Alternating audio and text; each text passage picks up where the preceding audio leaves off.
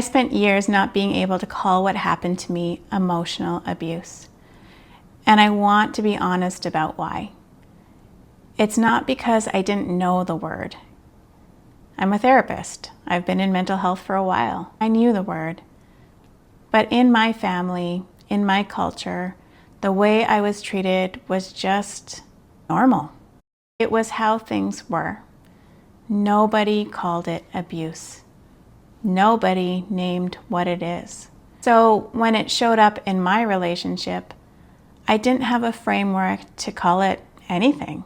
And there was something else. I didn't want to be seen as a victim.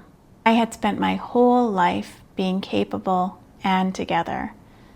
And fine. Saying that I was emotionally abused felt like it contradicted everything I believed about myself. So I stayed in denial for a long time. If you've been minimizing what happened to you, if you've been telling yourself it wasn't that bad, if the word abuse still feels too big for what you lived through, this video is for you.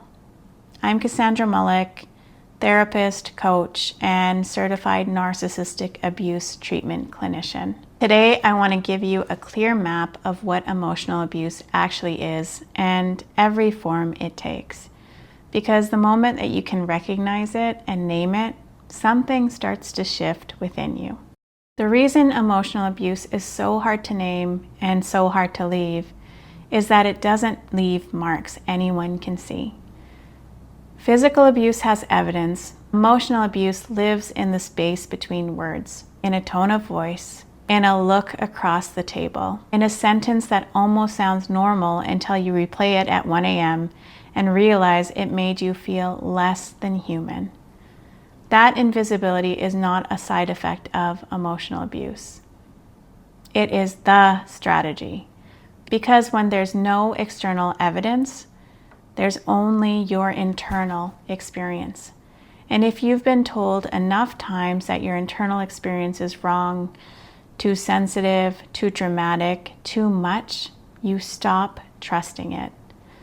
And that's not a personal failing. That's what sustained psychological pressure looks like into a human nervous system. Emotional abuse is also not a moment. It's a climate. It's the consistent, reoccurring experience of feeling unsafe, unseen, and unworthy in the presence of one specific person. And it always, without exception, serves one purpose: to keep the power in the hands of one person and confusion in the mind of the other. Let's talk about the forms that it takes. Gaslighting. This is when someone looks you in the eye and tells you what you clearly experienced did not happen. That you misremembered, that you misinterpreted, that you're being too sensitive. And it always starts small. A gentle reframe here, a small correction there. But over time, it does something catastrophic. It destroys your fundamental confidence in your own perception of reality. You stop reporting your experience to other people because you learn to doubt it before you even finish having it. Guilt tripping. Every situation gets reframed so that you are the one responsible for the other person's emotional state. You express a need and suddenly you're selfish. You set a boundary and suddenly you're cruel. The message delivered to you over and over again is that your emotional needs are a burden. But my emotional needs are your responsibility.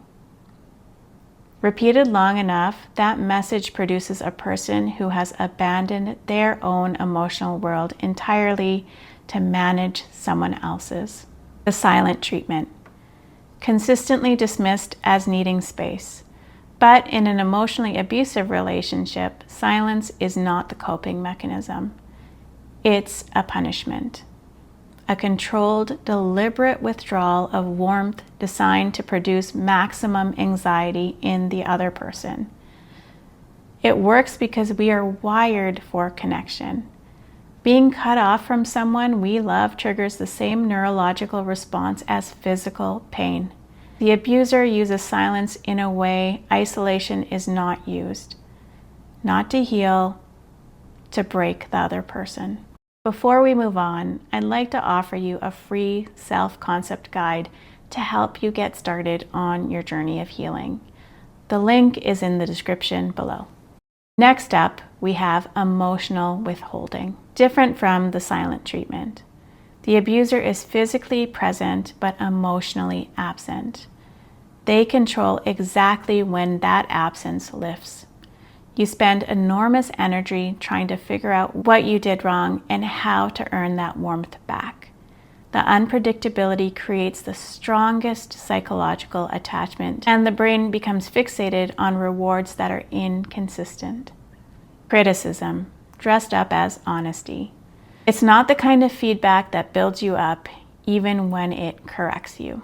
It's the kind that zeroes in on your most sensitive insecurities. Your appearance, your intelligence, your worth as a partner. Each comment alone might seem survivable, but the accumulative effect is an internal critical voice that works for the abuser, even after they're gone. Love bombing followed by devaluation. This one starts with an overwhelming flood of affection, that intensity that feels like it's finally too good to be true. But that flood is the investment. The abuser is building emotional credit that they will just justify later. Once you're sufficiently attached, the devaluation period begins.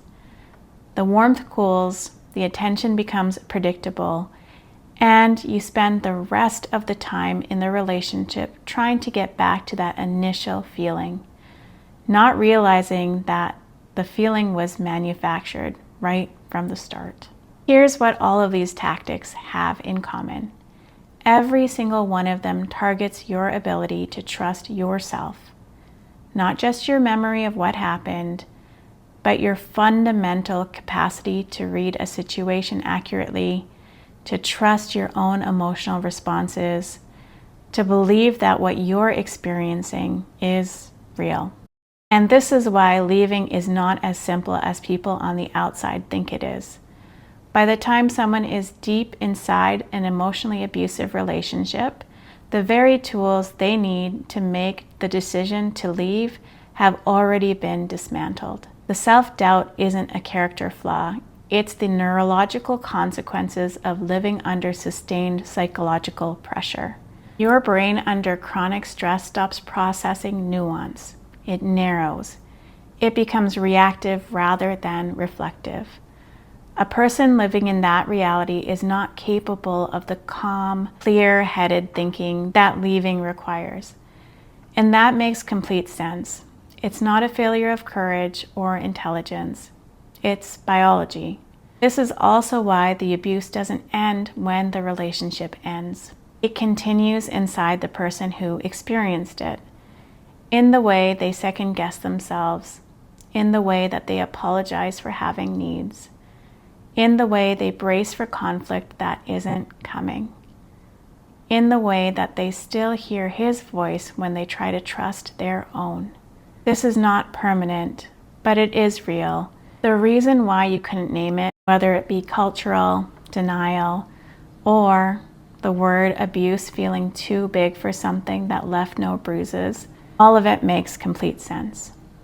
When something is normalized, it has no name. And what has no name cannot be healed. But you're here, you're naming it, and that's already different. You're breaking patterns. If you want to continue to learn how to do the work, you can check out the link in the description below. If you want to understand the one pattern that sits underneath every form of emotional abuse I just described, you can check out this video up here.